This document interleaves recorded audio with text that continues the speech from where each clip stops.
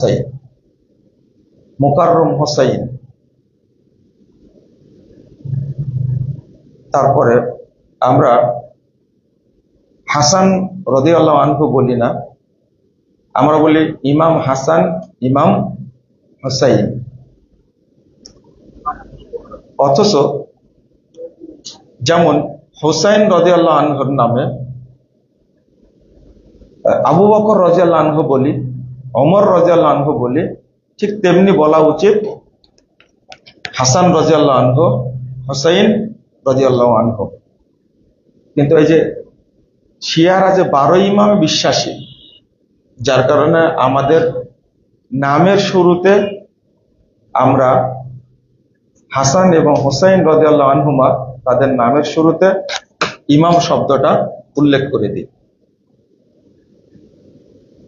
শুধু এই কুপ্রভাবটা না, আমাদের যে তাজিয়া মিছিলটা হতো আগে, তাজিয়া মিছিল যেটা হতো, আমরা দেখেছি ছোটতে আমার নানা, ছোট না, নানার ছোট ভাই আমাদের এলাকার লাঠিয়াল বাহিনীর প্রধান ছিলেন মহররমের সময়। আমরা দেখতাম এত দ্রুত লাঠি ঘুরাতে পারতেন, এটা তার জন্য ছিল গর্বের ব্যাপার। মহররম মাসে এটা হতো, লাঠি খেলা হতো, আমরা দেখতাম। সে সময় মহররমের 10 তারিখ যে নাজাতে মুসা, অর্থাৎ ফেরাউনের কবল থেকে মুক্তি পেয়ে মুসা আলাইহিস সালাম যে সিয়াম রেখেছিলেন, এটা জানতো না। জানতো কোনটা? যে এই দিনে হোসাইন রাদিয়াল্লাহু আনহু তিনি কারবালের প্রান্তরে শহীদ হয়েছেন বলে এটাকে বলা হয় কি, শাহাদাতে হোসাইনের নিয়াতে সিয়াম রাখা। শিয়াদের কয়েকটা প্রকার আছে, ভাগ আছে। তার মধ্যে সবচেয়ে খারাপ যেগুলো, তার মধ্যে হলো রাফেজি, নুসাইরি, আশআরিয়া, ইসমাইলিয়া, ইমামিয়া। আমি আবারও বলছি, রাফেজি, নুসাইরি, বাতেনিয়া, ইসমাইলিয়া, ইমামিয়া। এই দলগুলো সবচেয়ে বেশি খারাপ। যেমন বর্তমানে ইরান শাসন করছে যারা, এরা হলো রাফেজি শিয়া, এরা হলো রাফেজি শিয়া। সিরিয়ায় আছে নুসাইরি, যারা বাশার আল আসাদের দলভুক্ত, এদেরকে বলা হয় নুসাইরি। ইরাকে যারা আছে এরা হলো বাতেনিয়া। আর আমাদের উপমহাদেশে যারা আছে এরা হলো ইসমাইলিয়া। এই দলগুলোকে একসঙ্গে বলে ইমামিয়া। তো শিয়া এবং সুন্নি কখনো কোনোদিন এক জায়গায় মিল হওয়ার কোনো সুযোগ নাই, কারণ তাদের ধারণা, তাদের আকীদা পুরোটা ইসলাম বিরোধী, কোরআন বিরোধী, হাদিস বিরোধী। আমি আগে এইটা একটু পড়ে শোনা দিই আপনাদেরকে, সবচেয়ে ভালো হবে যে আমার কথা না বলে। এই কথাটা বলে গেছেন ইমাম ইবনে বাজ রাহিমাহুল্লাহ। তিনি মারাই গেছেন 1998 সালে, 12 মে মারা গেছেন। সৌদি আরবের গ্র্যান্ড মুফতি। তিনি উল্লেখ করছেন যে ফাইন্না শিয়া আকসামুন, শিয়ারা অনেক দলে বিভক্ত। এরপরে বলেছেন আখতারুহুম আর রাফিজা, সবচেয়ে খাতারনাক হলো, সবচেয়ে ভয়ানক হলো রাফেজিরা।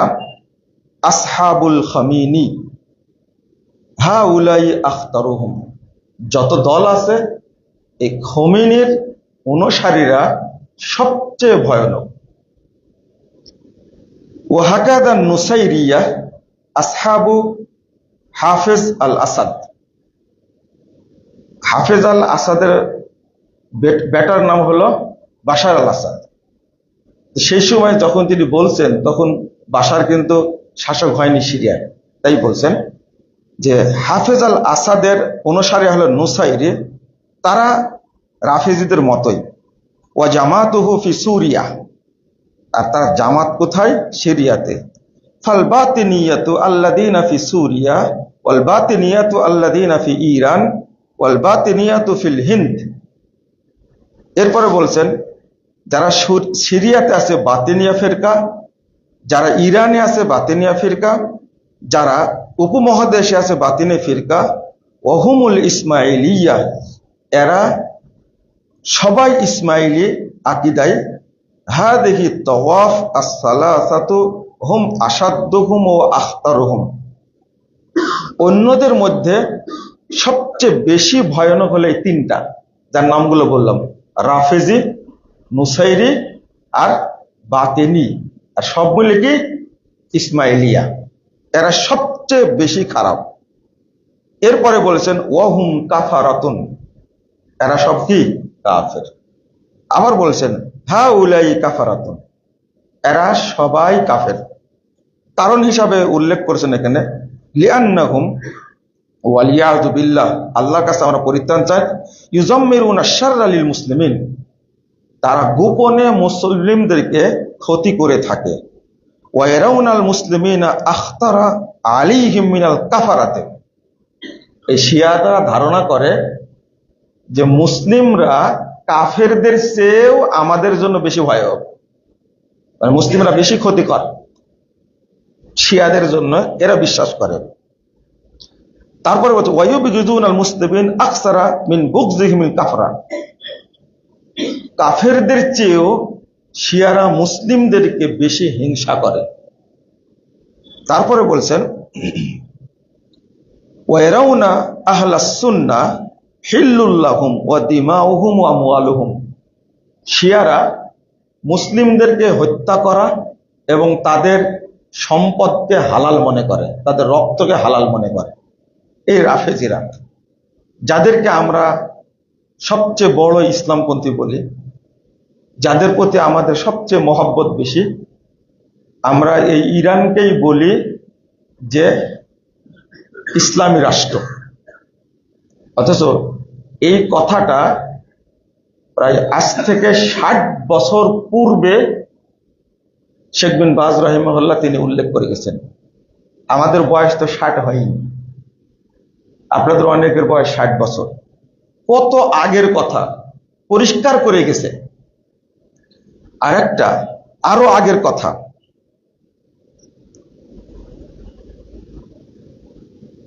ছোট্ট একটা কথা, মিনহাজুস সুন্নাহ, ইমাম ইবনে তাইমিয়া মারা গেছেন 728 হিজরিতে। ইমাম ইবনে তাইমিয়া রাহিমাহুল্লাহ মারা গেছেন 728 হিজরিতে। আমি এটা অনুবাদ করলে আমাকে গালিগালাজ করবেন না, আগে শুনেন। 728 হিজরিতে মারা গেছেন।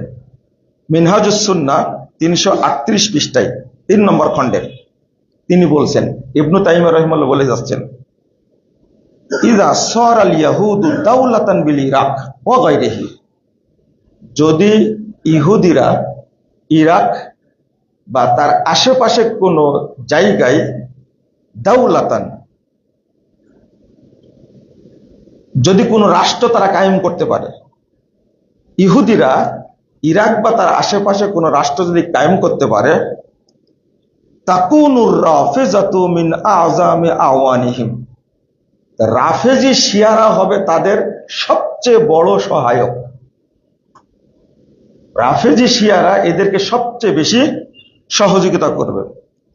এবার বলছেন ফাহুম দাইমান ইওয়ালুনাল কুফারা মিনাল মুশরিকিন, কারণ সব সময় কাফের মুশরিকদের সাথে তারা বন্ধুত্ব পোষণ করে, ওয়াল ইয়াহুদ ওয়ান নাসারা, এবং মুশরিকদের যারা কাফের, ইহুদিদের যারা কাফের এবং খ্রিস্টানদের যারা কাফের, তাদের সাথে এই রাফেজিরা, এই শিয়ারা সবচেয়ে বন্ধুত্ব পোষণ করে। ওয়া ইউআবিনুনাহুম আলা কিতালিল মুসলিমি ওয়া মুআদাতিহিম, আর রাফেজি শিয়ারা সব সময় মুসলিমদেরকে হত্যা করা এবং শত্রুতা করার ব্যাপারে ওই কাফেরদেরকে সহযোগিতা করা। কথাটা 728 পূর্বে ইমাম ইবনে তাইমিয়া রাহিমাহুল্লাহ বলছেন। তখন কিন্তু মধ্যপ্রাচ্যে ইহুদিরা কোনো রাষ্ট্র গাড়তে পারেনি। 728 পর, আজ থেকে মোটামুটি আপনার 48 সালে, কতই 18 মে 48 সালে এই যাকে আমরা ইহুদি রাষ্ট্র বলছি, আমরা বলছি কি ইসরায়েল, তাই না? ইসরায়েল তো রাষ্ট্রটাকে তারা দখল করেছে। মুহাদ্দিসগণ বলছেন ইসরায়েল শব্দটা ইহুদিদের জন্য বলা যাবে না। কারণ হলো ইসরায়েল আমাদের নবীর নাম। ইসরায়েল আমাদের কি নবীর নাম। উপনাম হলো ইয়াকুব আলাইহিস সালামের উপনাম কি ইসরায়েল। তা আমরা ইহুদিদেরকে কখনো ইসরায়েল বলবো না, কি বলবো? ইহুদি বলবো। এই ইহুদিরা এসে যখন ফিলিস্তিন দখল করলো, তখনই তাদের পৃথক রাষ্ট্র হিসাবে আমরা ইসরায়েল বলে স্বীকৃতি দিচ্ছি। ওরা ইহুদি, ওদের কোনো রাষ্ট্র ফিলিস্তিনে ছিল না, এখনো নাই, ভবিষ্যতে থাকবে না ইনশাল্লাহ। ফিলিস্তিন মুসলিমদেরই থাকবে ইনশাল্লাহ।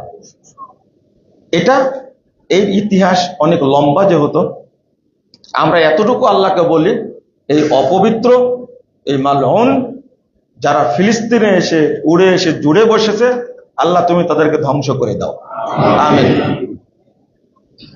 এবং ধ্বংস হবে ইনশাল্লাহ, ইনশাল্লাহ। তো আপনারা একটু খেয়াল করেন এই বাক্যটা। 728 হিজরির পূর্বে এই গ্রন্থটা লেখা কিন্তু জেলখানায় বসে। ইমাম ইবনে তাইমিয়া রাহিমাহুল্লাহ গ্রন্থটা লিখছেন জেলখানায় বসে। তখন কি এই পুরো শিয়াদের বিরুদ্ধে লেখা মিনহাজুস সুন্নাহ, তার মধ্যে ছোট্ট একটা কথা বলেছে তার ধারণা। এখন একটু চিন্তা করেন তো, এই ফিলিস্তিনে ইহুদিরা এসে যে বসলো, এদের সবচেয়ে বেশি সহযোগী কারা? আর একটা প্রশ্ন করে আপনাদেরকে, দাজ্জাল কোথা থেকে বের হবে? আপনারা উত্তর দেন তো, কেউ আছেন কিনা? ইরান থেকে বের হবে, তাই না? সবাই তো আলহামদুলিল্লাহ জানেন এটা। দাজ্জাল বের হবে কিন্তু ইরান থেকে। এটা রাসূল সাল্লাল্লাহু আলাইহি ওয়াসাল্লামের হাদিস, সহিহ মুসলিম আসছে, মুসনাদ আহমদ আসছে 13,343 নম্বর হাদিস, মুসনাদ আহমদের মধ্যে এসেছে। রাসূল সাল্লাল্লাহু আলাইহি ওয়াসাল্লাম বলছেন যে ইয়াখরুজুদ দাজ্জাল মিন আসবাহান মিন ক্বরিয়াতি ইয়াহুদ। ইহুদি এলাকার, আসবাহান শহরের ইহুদি এলাকা থেকে দাজ্জাল বের হবে। ওয়া মাহু সাবুন আলফা মিনাল ইয়াহুদ, আর তখন তার সাথে 70,000 ইহুদি থাকবে। তার প্রমাণ এই ইরানে, আর আসবাহান শহরটা ইরানের তেহরান থেকে 341 কিলোমিটার দূরে, এবং ইবনু হাজার আসকালানি থেকে নিয়ে সব আলেম, এখনো দ্বিমত নাই, সবাই বলছেন আসবাহান শহরটা হলো ইরানের মধ্যে, সবাই বলছেন। তো এদের সাথে থাকবে 70,000 ইহুদি। একটা জটিল একটা ব্যাপার হলো যে এই তথ্যটা এরা শিয়ারা ঘুরাই দিছে। এক শ্রেণীর লোক বলছে, আমাদের বক্তারা বলছে, ভাইরাস বক্তা, তারা বলছে এই দাজ্জাল বের হবে জেরুজালেম থেকে। আবার কেউ বলছে খোরাসান থেকে বের হবে। এই তথ্যটা শিয়ারাই ঘুরাই দিছে। কারণ মানুষ যদি জেনে ফেলে যে ইরানেই দাজ্জাল আছে এবং দাজ্জালকে প্রতিপালন করছে কারা, এই যে শিয়াদের কথা আমরা যে বলছি, ইহুদি বলার কারণটা কি? বাংলাদেশে কয়টা গির্জা আছে ইহুদিদের? সৌদি আরবে কয়টা গির্জা আছে? অথচ খ্রিস্টান ইহুদিদের গির্জা আছে ইরানে 250-র অধিক, 250-র বেশি। এই ইরান ইসরায়েলে কি করে, অর্থাৎ ইহুদিদের উপরে কিভাবে হামলা করবে? ওরা ছেড়ে দিবে? যেমন আমেরিকা সবসময় ইহুদির পাশে থাকে, অনুরূপভাবে প্রায় 160টার মতো খ্রিস্টানদের গির্জা আছে শুধু তেহরানে। অথচ দুর্ভাগ্য হলো এই ইরানের বুকে একটাও সুন্নি মসজিদ নাই, একটাও নাই। আপনারা যারা গোপনে প্রশিক্ষণ দিয়ে আসছেন ইরানে গিয়ে খোমেনির বাহিনী হিসাবে, আমি বহু আগে বলেছি, আজকেও বলছি, আপনাদের কালেমা শাহাদত পড়া লাগবে। অবশ্যই কালেমা শাহাদত পড়তে হবে এবং একজন ইমামের কাছে গিয়ে পড়বেন, সাক্ষী রেখে বলবেন আমি নতুন করে মুসলিম হলাম। আমি 3 জনকে কালেমা পড়াইছি আলহামদুলিল্লাহ, একজন মহিলা 2 জন পুরুষ, তাও আজ থেকে 5-7 বছর আগে। এই ইরান সম্পর্কে ধারণা নাই বলে আমরা তাদের পক্ষ নিয়ে অনেক কথা বলে থাকি। কিন্তু আমি যে কথাটা বললাম, যে হাদিসটা পেশ করেছি 2229 নম্বর হাদিস, ইবনে মাজার মধ্যে এসেছে, মুহাম্মদ রাসূলুল্লাহ সাল্লাল্লাহু আলাইহি ওয়াসাল্লাম বলছেন, ইউবহাসু কুল্লু আবদিন ইয়াউমাল কিয়ামাহ আলা নিয়াতিহি। প্রত্যেক ব্যক্তিকে কিয়ামতের মাঠে তার নিয়াতের উপরে উঠানো হবে। মানে আপনি মুখ দিয়ে কি বলেন এটা তো মুনাফিকই হতে পারে, অন্তর দিয়ে মুনাফিকি করা যায় না। যায় কি দিয়ে মুনাফিকি করা যায়? আচরণ দিয়ে, কথা দিয়ে, কাজ দিয়ে মুনাফিকি করা যায়, এই অন্তর দিয়ে মুনাফিকি করা যায় না। এই জন্য রাসূল সাল্লাল্লাহু আলাইহি ওয়াসাল্লাম বলছেন প্রত্যেকেই কিয়ামতের দিন উঠবে। একটা হাদিস না, ওয়াল মুনাফিকু আলা নিফাকিহি ওয়াল কাফিরু আলা কুফরিহি ওয়াল মুমিনু আলা ঈমানিহি। মুমিন হলে ঈমান নিয়ে উঠবে, মুনাফিক হলে নিফাক নিয়ে উঠবে, কাফের হলে কুফর নিয়ে উঠবে। কিয়ামতের মাঠে সব প্রকাশ করে দিবেন। এখন মনে করেন আপনার অন্তরে বিদ্বেষ আছে, এই বিদ্বেষ নিয়ে আপনি মারা গেলেন, তাহলে কিয়ামতের মাঠে কি নিয়ে উঠবেন? ওই বিদ্বেষ নিয়ে উঠবেন। আপনার ভালোবাসা আছে কার প্রতি? মনে করেন যে এই যে ইসলাম বাদ দিয়ে আরো যতগুলো ধর্ম আছে, ফেরকা আছে, মতবাদ আছে, থিওরি আছে, এগুলোর প্রতি আপনার মহব্বত আছে। আছে মানে কি? কড়া ভাবে আছে। আল্লাহ প্রকাশ করে দিবেন উঠানোর পরে, এই যে তুমি কার প্রতি ভালোবাসা রাখছিলে, না উভয়ের প্রতি ভালোবাসা ছিল, এটা দেখো। এখন আমরা এই যে আকীদা কত গুরুত্বপূর্ণ, নারী কমিশন যেটা করলো, এর বিপক্ষে মাত্র কয়েকটা কথা বললাম। একজন শিক্ষিত মানুষ আমাকে বললেন যে আপনারা পড়াশোনা করেন, না করে প্রতিবাদ করেন কেন? তো আমি বললাম যে পড়াশোনা মনে হয় আমি করেছি, আপনি না করে বলছেন। আপনি কি মুসলিম?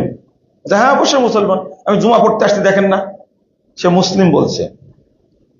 অথচ নারী কমিশনের যে সুপারিশটা তারা পেশ করেছে, এইটা কি কোনো মুসলিম গ্রহণ করতে পারে? স্বামীর বিরুদ্ধে স্ত্রী যদি ধর্ষণের মামলা করার অধিকার রাখে, স্বামীর বিরুদ্ধে মামলা কার? স্ত্রীর। কিসের? ধর্ষণের। এটা কি বুঝেন আপনি? তাহলে একজন নামাজি মানুষ 5 ওয়াক্ত নামাজ পড়ে মুসলিম দাবি করে, অথচ এই কথাগুলো যে সম্পূর্ণ ইসলাম বিরোধী হয়েছে এবং ধর্ম নাকি নারীদের উপরে কি করেছে, তাদের মানে বৈষম্য, ধর্মের কারণে নারীরা নির্যাতিত হয়। আস্তাগফিরুল্লাহ, আস্তাগফিরুল্লাহ। কিন্তু ওখানে কিন্তু বলা হয়নি একটা কথা, এরা তো সবগুলো নাস্তিক। নাম মুসলিমদের থাকলেও এরা সব কি? নাস্তিক। এরা ভিতরে নাস্তিকতা লালন করে। ওখানে কিন্তু বলা হয়নি যে বিয়ের সময় মোহর দেওয়া হয় কাকে? স্ত্রীকে। সৌদি আরবে আইনই আছে একটা, যে বিয়ে করতে হলে পুরুষকে অন্তত 3 লাখ রিয়াল দেওয়া লাগবে। কয় টাকা হলো তাহলে? নারীদেরকে এত মূল্যায়ন করা হয়, বাংলাদেশেও তো করা হয়। বিয়ের সময় 1 কোটি টাকা মোহর বাঁধলেন না আপনি, দেন চাই না দেন আপনার ব্যাপার, আপনি হারাম কর। এই নারী কমিশন এই কথাটা বলেনি, কিন্তু বদের হাড্ডি তো, এগুলো বলবে না। এখন আপনাদের ভিতরেও যদি এরকম মনে যদি এরকম চুলকানি থাকে, তাহলে যতই আপনাকে হাতির দাঁত দেখান, টুপি যতই দেখান, আলামিন মসজিদে যতই নামাজ পড়েন, কিয়ামতের মাঠে ধরা খাবেন আপনি। কারণ আপনার অন্তরে ছিল কি? নাস্তিকতা। আপনার অন্তরে ছিল কি? বিদ্বেষ। এই যে বক্তব্যগুলো শুনছেন আর আপনি ফুলছেন এই মর্মে যে আপনি কি বলেন যে সৌদি আরব হলো 1 নম্বর মুনাফিক, কারণ তারা হলো ইহুদিদের দালাল, আর সৌদি আরবের আলেমরা হলো রিয়ালখোর, আর তাদের পক্ষে আপনি কথা বলেন। হয়তো আপনার মনে এই বিদ্বেষটা আছে, আপনার মুখের কথা শুনতে চাই না, আপনার আচরণও দেখতে চাই না, আমরা আপনার অন্তরটা পরিষ্কার চাই। আলোচনার কারণ হলো যে আপনাকে এইগুলো বুঝতে হবে। নিঃসন্দেহে ইবনু তাইমিয়াকে আপনি ভালোবাসেন, অবশ্যই ভালোবাসেন, কিন্তু আজকে ইবনু তাইমিয়া রাহিমাহুল্লাহর কথাটা আপনি বিশ্লেষণ করবেন খুব ভালো করে, যে 728 হিজরির পূর্বে তিনি কথাটা বলে গেলেন, এর রহস্যটা কি? 1 নম্বর, এই রাফেজি শিয়ারা আবু বকর, ওমর, উসমান সহ 4 জন সাহাবী বাদ দিয়ে সকল সাহাবীকে কাফের বলে দেওয়া, কাফের বলে। আপনি কিভাবে ইরানের পক্ষে, হুতির পক্ষে, আপনি হিজবুল্লাহর পক্ষে কথা বলেন কি করে? এটা আপনার বোঝা উচিত। 2 নম্বর, তারা আমাদের কাছে যে কোরআনটা এসেছে, আস্তাগফিরুল্লাহ, এই কোরআনকে তারা বলে এটা বিকৃত কোরআন, নাউজুবিল্লাহ। এই রাফেজিদের কোরআনের আয়াত হলো 18,000। কত? 18,000। ওদের কোরআনটা বাড়ায়া করেছে 90 পারা। আমাদের কোরআনের আয়াত কত? যে আল্লাহ প্রদত্ত 30 পারা, 6,236টা আয়াত আছে। তাদের কোরআনের আয়াত কত? 18,000। এবার আপনি চিন্তা করেন যে তারা কোরআনে কত ভাগ বাড়াইছে? তাহলে 2 ভাগ বাড়ায় 30 পারা থেকে কয় পারা করেছে? 90 পারা করেছে। অথচ আমাদের কোরআনটাই নাকি কি বিকৃত। যদি কোরআনের একটা হরফ কেউ অস্বীকার করে, সে মুসলিম থাকে না কাফের হয়ে যায়? কাফের হয়ে যায়, এতে কোনো সন্দেহ নাই। 3 নম্বরটা হলো, এই রাফেজি শিয়ারা এইতে কাদা স্পষ্ট মনে করে এই আয়েশা রাদিয়াল্লাহু আনহার কারণে আলী খলিফা হতে পারেনি, খলিফা হয়েছে কে? আবু বকর। নাউজুবিল্লাহ, আস্তাগফিরুল্লাহ। কয়টা বললাম? 4 নম্বর বললাম, 3 নম্বর। 3। 4 নম্বরটা হলো, আমি 5টার উপরে কথা বলছি। 4 নম্বরটা হলো, এই ফাতেমা রাদিয়াল্লাহু আনহা জিনা করেছিলেন, এতে কোনো সন্দেহ নাই। আস্তাগফিরুল্লাহ। মা আয়েশার মর্যাদা কত বেশি বলেন তো?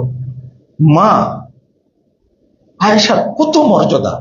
এই যে কথাটা, যে আয়েশাকে আল্লাহ আয়াত নাজিল করে তাকে পবিত্রতা ঘোষণা করছেন, সুবহানাল্লাহ।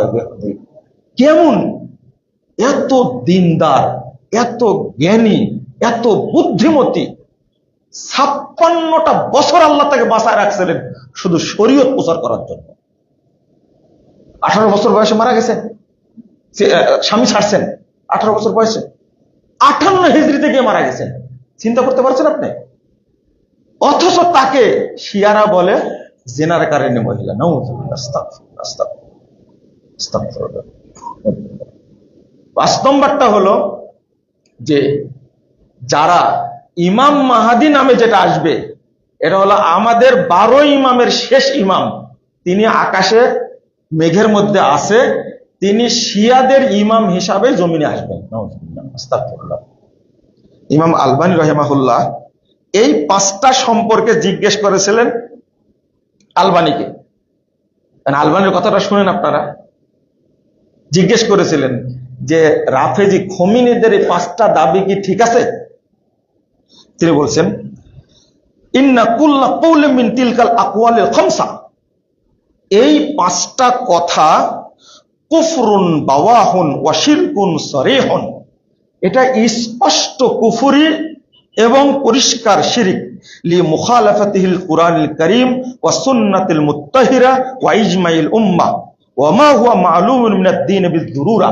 তিনি বলেছেন কোরআনে কারীম, পবিত্র সুন্নাহ এবং মুসলিম উম্মাহর ইজমা এবং দ্বীনের জরুরি যত বিষয় আছে ওয়াজিব, সবগুলোর বিরোধী কথাগুলো।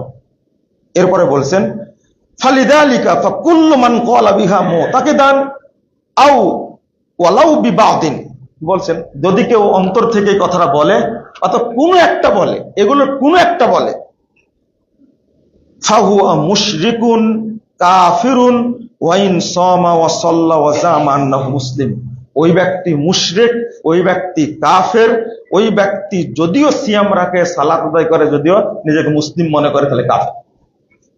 এই কথাগুলো একটা যদি কেউ মনে করে ঠিক আছে, তাহলে কাফের হয়ে যাবে, সে মুশরিক হয়ে যাবে। এখন বলেন যে আরো যে কাজগুলো করেছে, রাফেজি শিয়াদের ধারণা হলো আবু বকর এবং উমর এই দুইটাই হলো হামান এবং কারুনের মতো, হামান এবং কারুনের মতো। এরা যেমন কাফের, আবু বকর উমরও তেমনি কি কাফের। আস্তাগফিরুল্লাহ আল-আযীম, আস্তাগফিরুল্লাহ। আমরা কেন বলি এই কথাগুলো? বলার কারণটা কি? শিয়ারা কেউ মসজিদে নববীতে সালাত আদায় করে না। এর কারণ হলো মসজিদে নববীতে আবু বকর এবং উমরের কি আছে? আল্লাহ রাসূলের জায়গাতে আবু বকর উমরের কবর আছে, ও সালাত পড়ে না ওরা শিয়ারা।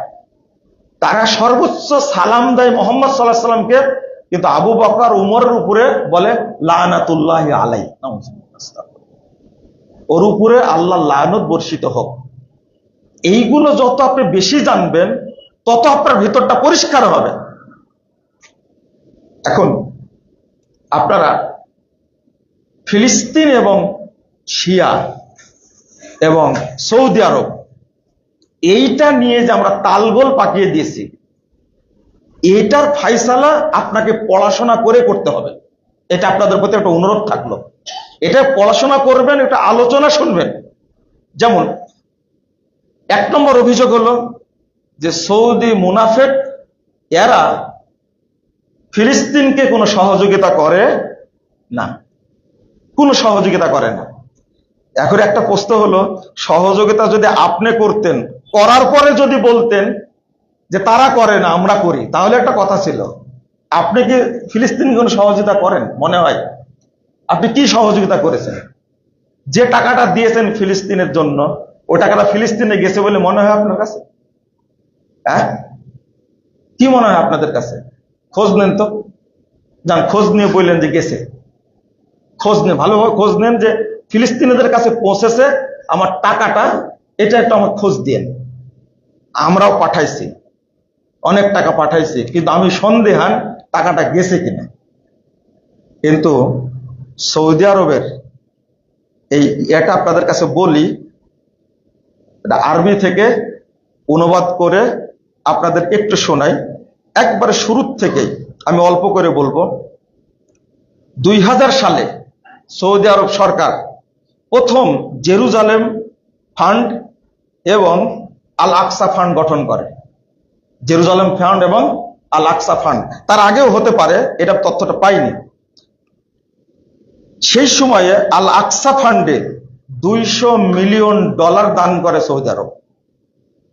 যদিও চেষ্টা করছে বহু আগে থেকে, 1948 সালের আগে থেকে, আমি বলছি এই 2000 সালের পর থেকে। এবং জেরুজালেম ফান্ডে দান করে $50 মিলিয়ন। 2001 সালে সৌদি ডেভেলপমেন্ট ফান্ড এর মাধ্যমে উন্নয়ন প্রকল্পে, স্বাস্থ্য এবং শিক্ষা, আবাসন প্রকল্পে দান করে $300 মিলিয়ন। 2002 এবং 4 সালে সৌদি আরব দান করে কর্তৃপক্ষকে $185 মিলিয়ন। 2004 সালে দান করে তাদের বাজেটকে সমৃদ্ধ করার জন্য দান করে $46 মিলিয়ন, 46.2। 2013 সালে সৌদি আরব আল আকসা ফান্ডকে দেয় $100 মিলিয়ন। 14 সালে দেয় গাজা পুনর্বাসনের জন্য দিয়েছে $500 মিলিয়ন 2014 সালে। 2015 সালে জানুয়ারি মাস থেকে 2015 সালে বলছেন সৌদি রাষ্ট্রদূত যে 13 সাল থেকে প্রতি মাসে ফিলিস্তিন কর্তৃপক্ষকে $20 মিলিয়ন করে দেওয়া হয়। প্রতি মাসে $20 মিলিয়ন মানে কত টাকা? $20 মিলিয়ন প্রতি মাসে দেয়। আমার পক্ষ থেকে কয় টাকা গেল? এবার আপনারা হিসাব দিবেন আমাকে। আমি তো এগুলো বললাম, আরো অনেক হিসাব আছে, আপনারা হিসাব দিবেন যে তুরস্কের এরদোগান চাপাবাজ ফিলিস্তিনকে কয় ডলার দিয়েছে। তুরস্ক কিন্তু ন্যাটোর সদস্য, এটা জানেন তো। হ্যাঁ, ইসরায়েলও হামলা করতে পারবে কেন? আপনারা, আমি বলেছি শুরুতেই, একটা বিশাল ইতিহাসকে এক বাক্যে উল্লেখ করা সম্ভব না। আমরা হামাস বিরোধী না, আপনারা আগেই বলি হামাস বিরোধী না। তবে সৌদি আরব একটা বড় ভুল করেছে, সৌদি আরব। সেটা হলো যখন 1987 সালে 14 ডিসেম্বর হামাস তৈরি হয়, তখন সৌদি আরব তাদেরকে 88 সালে বিশাল একটা ফান্ড দিয়েছিল যে ঠিক আছে তোমরা একবার গাজা মুক্ত করো। তার কারণ ছিল কি জানেন? কারণ ছিল পিএলও, প্যালেস্টাইন লিবারেশন অর্গানাইজেশন। এই সংগঠনটা যে সাদ্দাম যে কুয়েত দখল করলো, পিএলও তখন ছিল সাদ্দামের পক্ষে। তখন হামাস যখন গড়ে উঠল, তখন হামাসের পক্ষ নিল কে? সৌদি আরব। যেহেতু পিএলও পক্ষ নিয়েছে কার? কুয়েতের পক্ষে ছিলেন আপনারা না সাদ্দামের পক্ষে ছিলেন? আপনারা তো ছিলেন সাদ্দামের পক্ষে, তখন আমরা ছোট, তাই না? ছেলের নাম সাদ্দাম রাখছেন না, তাই না? ছেলের নাম সাদ্দাম রাখছেন, নাতির নাম সাদ্দাম রাখছেন, মানে আমরা সবাই সাদ্দামের পক্ষে। আর ঠিক এইভাবে পিএলও পক্ষ নিয়েছিল এই কার? এই সাদ্দামের পক্ষ নিয়েছিল। সৌদি আরব তখন হামাসকে সহযোগিতা করে, হামাসকে বড় করে গাজাকে বিশাল ফান্ড দিল, রিয়াদে অফিস তৈরি করে দিল, জেদ্দায় অফিস তৈরি করে দিল, ফান্ড দিয়ে মোটা করে দিল। কিন্তু সেই হামাস এসে সৌদি আরবের সাথে আবার মুনাফিকি করলো। কি মুনাফিকি? প্রথম মুনাফিকি ধরা পড়লো হলো 2006 সালে। হামাস এবং ফাতাকে এক করার জন্য মন্ত্রণালয় বিতরণ করে দিল, কিন্তু ফাতাকে তারা গাজায় টিকতে দিল না। একটা রক্তকে সংঘর্ষ করে গাজা থেকে ফাতাকে তাড়িয়ে দিল। খেয়াল করেন, আপনারা যত আফসোস করছেন হামাসের ব্যাপারে, আপনারা যত আফসোস করছেন, ফিলিস্তিনের পশ্চিম তীরের মুসলিমরা এই আফসোসটা কি করছে? কি মনে হয় আপনাদের কাছে? মাহমুদ আব্বাসকে সেই আফসোসটা করছে? সৌদি আরব সকল প্রচেষ্টা ব্যর্থ হওয়ার পরে হামাসের পিছন ছেড়ে দিয়েছে।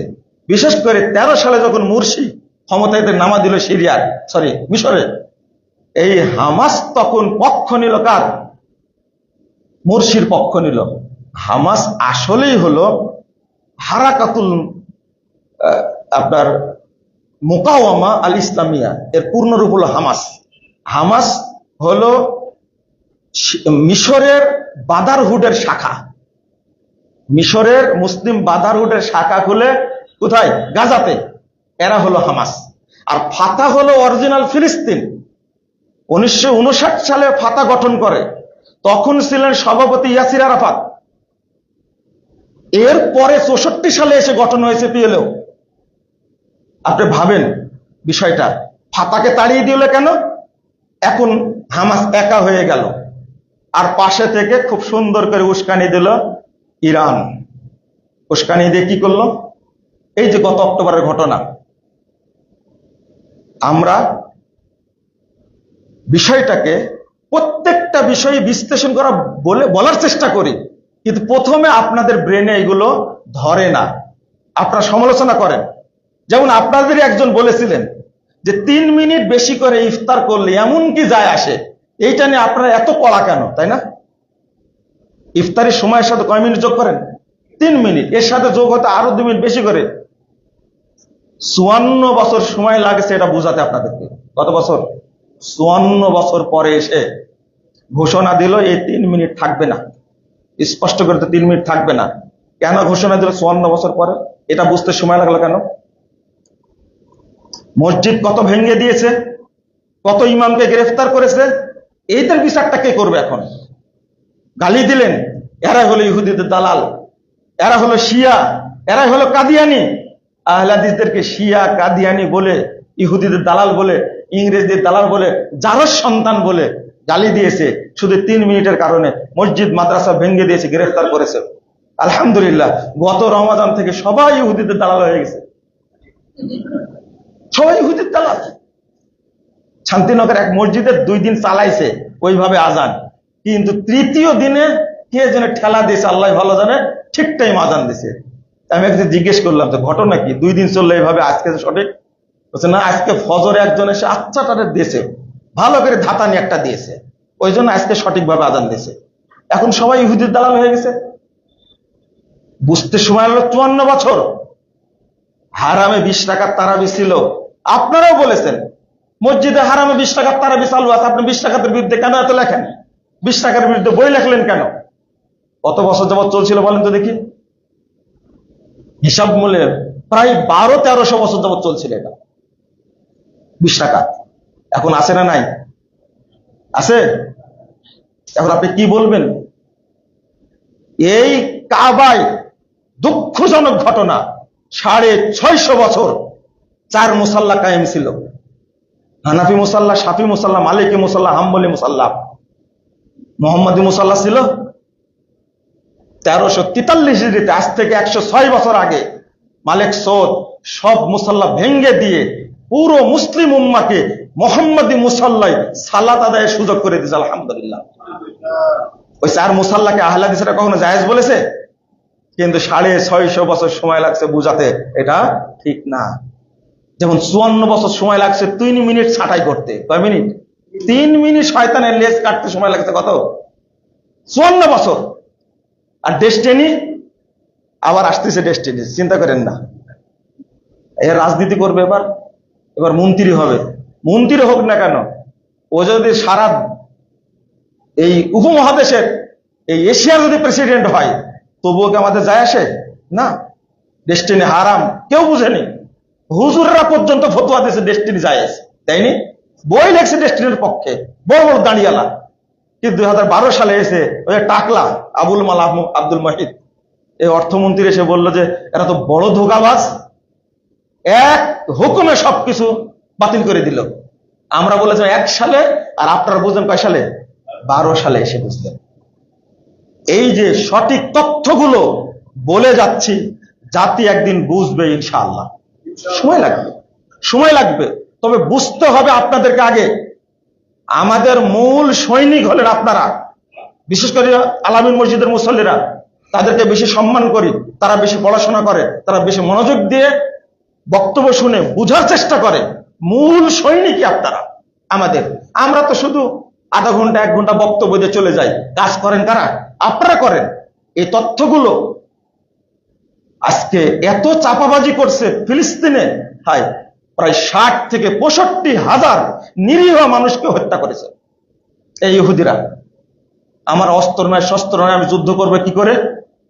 কেন আপনারা একটু এরদোগানের কাছে দরখাস্ত করেন যে আজারবাইজান থেকে 80% তেল আসে তুরস্কের উপর দিয়ে, তুমি মুসলিম জাহানের খলিফা হিসাবে লাইনটা কেটে দাও। পারবে? এরদোগানের বাপকে তুলেন তো কবর থেকে, পারে কিনা দেখি, আবেদন করেন। আপনার ইরান কি করেছে তাদের জন্য, ফিলিস্তিনের জন্য কি করেছে? একটা উদাহরণ দেন দেখি। একটা যে ক্ষেপণাস্ত্র মারছিল, তেলা পোকা মরেনি একটা। এগুলো কাকে দেখেন? এগুলো এই ইরানও থাকবে না ইনশাআল্লাহ। ইরান থাকবে নামে, কিন্তু এই ইরানও মুসলিমদের দখলে আসবে ইনশাআল্লাহ। এই হুতিরা কি করছে? বাশার আল আসাদ 10,000 আলেমকে হত্যা করছে সিরিয়াতে, সিরিয়া হলো আল্লাহ রাসূলের দোয়াপ্রাপ্ত জায়গা। আর বাংলাদেশের শিয়ারা আহলে হাদিস মসজিদ ভেঙে দিচ্ছে। আর তাদের প্রতি আপনার কত দরদ। এই সৌদি আরব থেকে প্রবাসীগুলোকে বের করে পাঠা দিল। যারা আপনারা গেছেন শহরের উদ্যানে, তাদেরকে বলেন একটু, হুজুরেরা তোমরা একটু যাও সৌদি আরবে, যা সৌদি আরব শাসককে বলো যে এদেরকে বের করে দিও না। কেন? সালমানের ছবি, আপনি একজন সুন্নি মুসলিম হয়ে মালিক সালমানের ছবি তৈরি করে তার ছবিতে জুতা মারলেন আপনি? এটা পারলেন আপনি? আপনাকে সুন্নি বলা যায়? এই জন্য বাংলাদেশের অধিকাংশ মানুষ মুসলিম না, অধিকাংশ হলো শিয়া, অধিকাংশ শিয়া। মোহাম্মদ বিন সালমানের ছবি তৈরি করে আপনারা তাকে ইসরায়েলের দালাল বললেন, ইহুদিদের দালাল বললেন। সৌদি আরব থেকে কোনো বিমান কি যায় ইহুদির দেশে? যায়? ইসরায়েল যাকে বলছে সেখানে যায়? প্রমাণ আছে? কিন্তু প্রতিদিন কয়টা ফ্লাইট প্রচলিত হয়? কয়টা ফ্লাইট? তুরস্ক থেকে কয়টা হয় দেখেন আপনি? ইরান থেকে কয়টা হয় দেখেন আপনি? সৌদি আরবের কোন লোকের পাসপোর্টে ইসরায়েলের কোন সিলমার আছে কিনা দেখেন তো দেখি। আর আমার দেশের হুজুরেরা অত ইহুদিদের দালাল হয় সুন্দর করে সব দেখে এসে বলছে আমরা ফিলিস্তিন দেখে আসলাম। অত পাসপোর্ট নিয়ে গেছে কারের? পাসপোর্ট নিয়ে গেছে কোথায় থেকে? ইসরায়েলের পাসপোর্ট নিয়ে গেছে, তাদের সাপোর্ট নিয়ে গেছে, বলছে আমরা ফিলিস্তিন বেড়া আসছিলাম। এইগুলো মানুষ এক সময় বুঝবে, সময় আসবে, কিন্তু এর মাঝখান থেকে অনেক গালিগালাজ শুনতে হবে, অনেক ইট খেতে হবে, অনেক গালমন্দ হবে। হোক, তাতে যায় আসে না। ইনশাআল্লাহ বাংলাদেশের মানুষ এক সময় পরিষ্কার বুঝবে এবং সংশোধন হবে ইনশাআল্লাহ। যদি 1 মিনিট বলি, পূর্বে আব্বাসীয় খেলাফত কেন ধ্বংস হয়েছে? উমাইয়া খেলাফত কেন ধ্বংস হয়েছে? উসমানীয় খেলাফত কেন ধ্বংস হয়েছে? এমনকি বাগদাদের খেলাফত যে ধ্বংস হলো, টাইগ্রিস নদীতে যেভাবে স্রোত বন্ধ হলো, গবেষণাগার ধ্বংস হলো, এইগুলোর পিছনে 1 নম্বর হাত ছিল শিয়াদের, ইসমাইলি শিয়াদের। এইগুলো ইতিহাসও আপনাকে জানতে হবে এবং আমাদের আকীদাটা পরিষ্কার করতে হবে।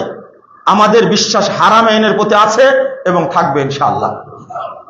হারামাইন আক্রমণ করার চেষ্টা করছে বহুদিন থেকে, সবচেয়ে বেশি চেষ্টা করছে কাসেম সুলাইমানি। এই কাসেম সুলাইমানির মাধ্যমে 7,000 আলেমকে হত্যা করেছে ইয়ামানে।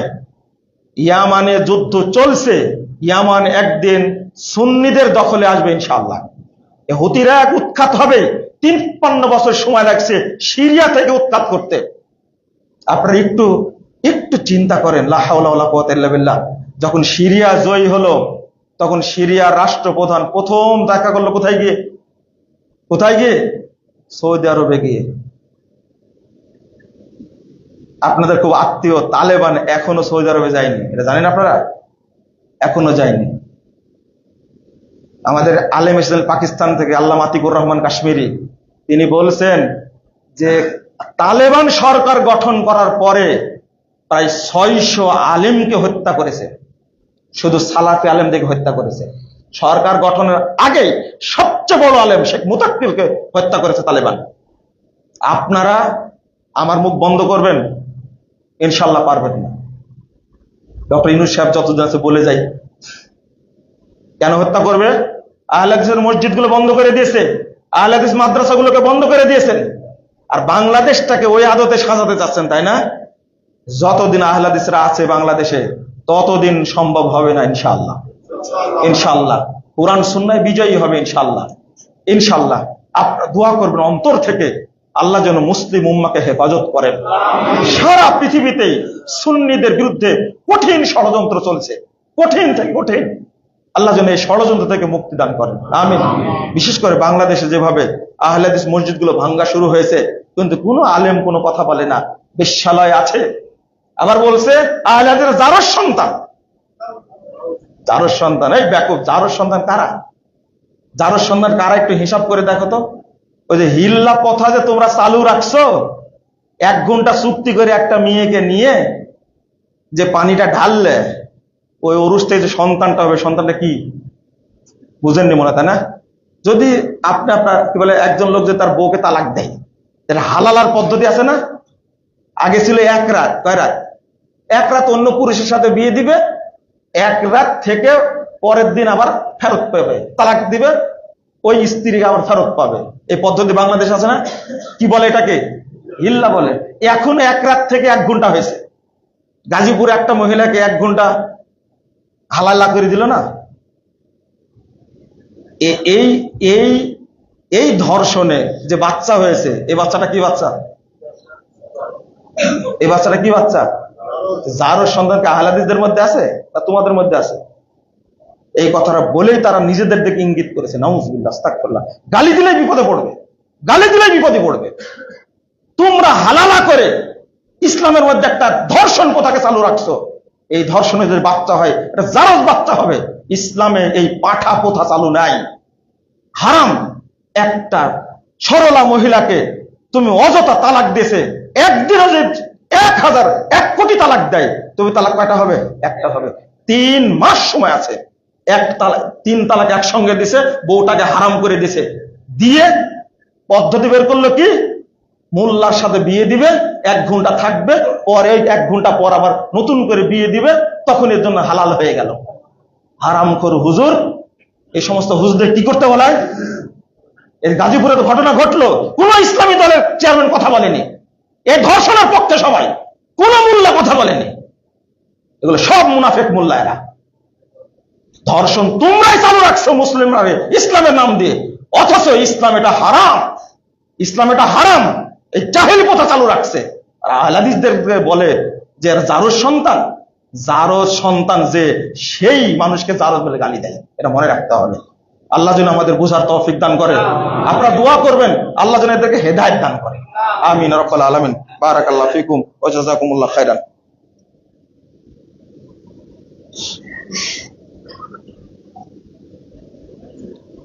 আলহামদুলিল্লাহি ওয়াহদা ওয়াসসালাতু ওয়াসসালামু আলা মান লা নাবিয়্যা বা'দা। আল্লাহুম্মা সাল্লি আলা মুহাম্মাদ ওয়া আলা আলি মুহাম্মাদ কামা সাল্লাইতা আলা ইব্রাহিম ওয়া আলা আলি ইব্রাহিম ইন্নাকা হামিদুম মাজিদ। আল্লাহুম্মা বারিক আলা মুহাম্মাদ ওয়া আলা আলি মুহাম্মাদ কামা বারাকতা আলা ইব্রাহিম ওয়া আলা আলি ইব্রাহিম ইন্নাকা হামিদুম মাজিদ।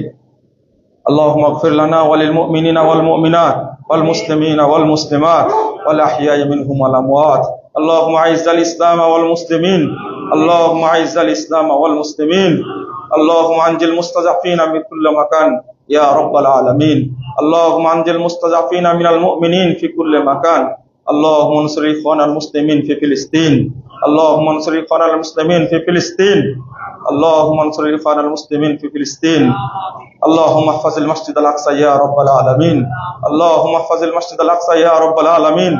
اللهم احفظ المجاهدين والمرابطين في كل مكان. يا حي يا قيوم برحمتك نستغيث. يا حي يا قيوم برحمتك نستغيث. اللهم عن الكفرة والفجرة والمبتدعة واليهود والنصارى والمشركين. اللهم شكك شملهم ومزق جمعهم وخرب بنيانهم ودمر ديارهم وأنزل بهم بأسك الذي لا ترده عن القوم المجرمين. اللهم اشدد وطأتك على اليهود والنصارى والمشركين. اللهم اشدد وطأتك على اليهود والنصارى والمشركين. اللهم اشدد وطأتك على القوم المجرمين والمبتدعين وانصرنا عليهم. ربنا آتنا في الدنيا حسنة وفي الآخرة حسنة وقنا عذاب النار. ربنا فاغفر لنا ذنوبنا وكفر عنا سيئاتنا وتوفنا مع الأبرار. ربنا تقبل منا إنك أنت السميع العليم وتب علينا إنك أنت التواب الرحيم. وصلى الله على النبي.